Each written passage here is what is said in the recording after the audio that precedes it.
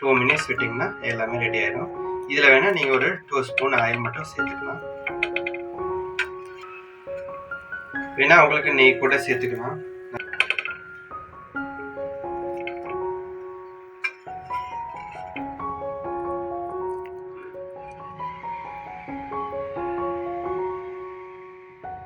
Sauce வச்சு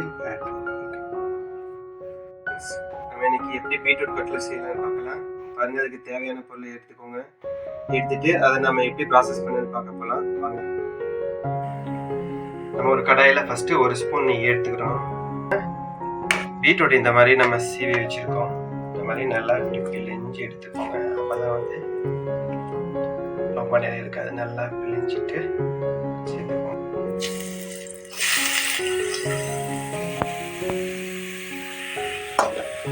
இப்போ இதனால நம்ம இப்படி பண்ணுறோம்னா, இப்போ பீட்ரூட்டோட பச்சை வாடை போயிடும். அப்போ வந்து நம்ம கட்லெட் நல்லா டேஸ்ட்டாக இருக்கும். அதுக்கப்புறமா கொஞ்சமாக பெருஞ்சீரகம் சேர்த்துக்கோங்க, சோம்பு சேர்த்துக்கோங்க. அதுக்கப்புறம் சிறு சீரகம், நார்மல் சீரகம் சேர்த்துக்கோங்க கொஞ்சம். அதுக்கப்புறம் கொஞ்சமாக உப்பு சேர்த்துக்கோங்க. சேர்த்துட்டு லைட்டாக கிளறி விட்டுக்கோங்க. பார்த்தீங்கன்னா உங்களுக்கு அந்த பீட்ரூட்டோட ஸ்மெல் வரும். இந்த பச்சை ஸ்மெல் போனதுக்கு அப்புறமா நம்ம மற்ற ஐட்டம்ஸ் எல்லாம் சேர்த்துக்கலாம். ஸ்மெல் போயிடுச்சு. நான் அடுத்ததாக வந்து கொஞ்சம் நறுக்கி வச்சுக்கிறேன் ஆனியன் சேர்த்துக்கிறேன். அதுக்கப்புறமா கொஞ்சமாக பூண்டு இப்படி குறைன்னு தட்டினது எடுத்துக்கிறேன். அதே மாதிரி கொஞ்சமாக இஞ்சி. அதுக்கப்புறம் உங்களுக்கு காரத்துக்கு தேவையான பச்சை மிளகா சேர்த்துக்கோங்க. அதுக்கப்புறமா கொஞ்சம் நறுக்குன்னு மல்லித்தலை சேர்த்துக்கோங்க. அதுக்கப்புறமா நம்ம இப்படி மசிச்சு எடுத்த பொட்டேட்டோ, உருளைக்கிழங்கு அளவு சேர்த்துக்கோங்க. இந்த மாதிரி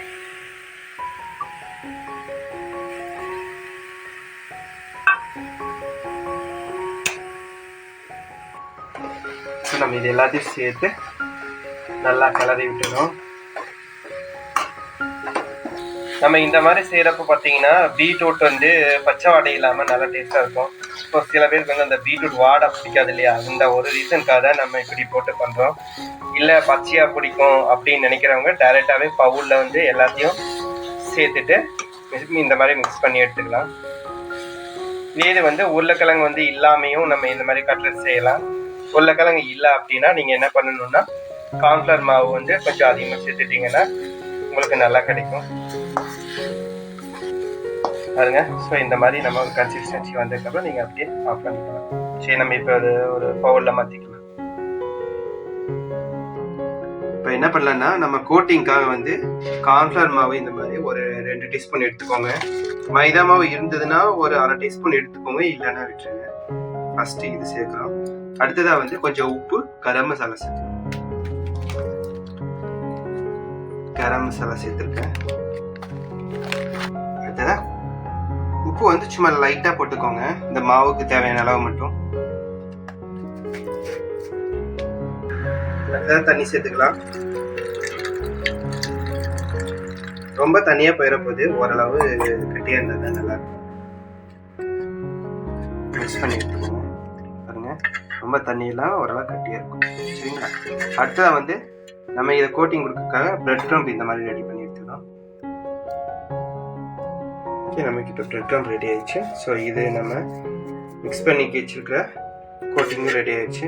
நம்ம இப்போ அடுத்ததாக சூடாக இருக்கிற அதை எடுத்து ஒரு பவுலில் மாற்றிக்கலாம். பவுலுக்கு மாற்றிட்டேன். இதான் ஓரளவு நம்ம சூடு ஆறிச்சு. சும்மா லைட்டாக தான் இப்போ சூடாக இருக்குது. நம்ம இப்போ அதை எடுத்து ஒரு பவுலில் மாற்றிட்டு நம்ம மற்ற மசாலெல்லாம் போட்டுட்டு நம்ம மிக்ஸ் பண்ணிக்கலாம். நம்ம கொஞ்சமாக மஞ்சத்தூள் சேர்த்துக்கிறோம்,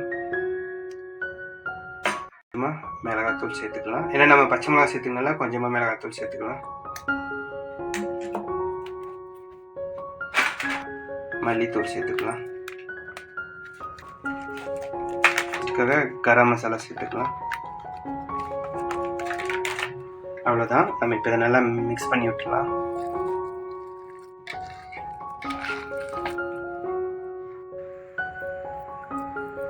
மாதிரி ஒரு பால் சைஸ் இப்படி எடுத்துக்கோங்க. எடுத்துட்டு நீங்கள் வந்து உங்களுக்கு சைஸ் ப்ராப்பராக வேணும்னா நம்ம ஒரு சின்ன பிளேட் எடுத்துகிட்டு அதில் எப்படி நல்லா இப்படி தட்டி விட்டுக்கோங்க.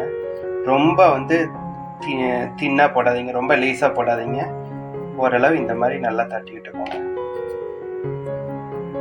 இப்போ நம்ம தட்டி எடுத்துகிட்டு நம்ம இப்போ இந்த கோட்டிங் பண்ணியிருக்கோம் இல்லையா, நம்ம அந்த கோட்டிங்கில் நம்ம மிக்ஸ் பண்ணி எடுத்துக்கோம். இப்போ நம்ம மிக்ஸ் பண்ணிட்டோம். மிக்ஸ் பண்ணி எடுத்து அப்படியே சேர்த்துக்கிறோம். நல்லா ஊட்டி எடுத்துட்டோம் பாருங்க. ஸோ இப்போ நம்ம 2 மினிட்ஸ் விட்டிங்கன்னா எல்லாமே ரெடி ஆயிடும். இதில் வேணால் நீங்கள் ஒரு 2 ஸ்பூன் ஆயில் மட்டும் சேர்த்துக்கலாம். வேணா உங்களுக்கு நெய் கூட சேர்த்துக்கலாம்.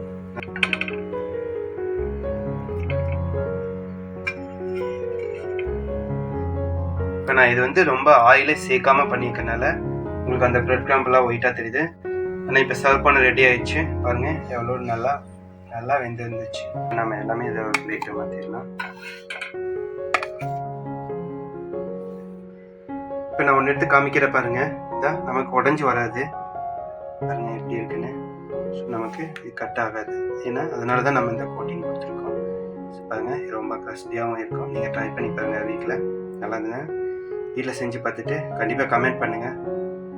மறக்காமல் சப்ஸ்கிரைப் பண்ணுங்கள். உங்கள் ஃப்ரெண்ட்ஸுகளுக்கும் ஷேர் பண்ணுங்கள். தேங்க்ஸ் ஃபார் வாட்சிங் திஸ் சேனல்.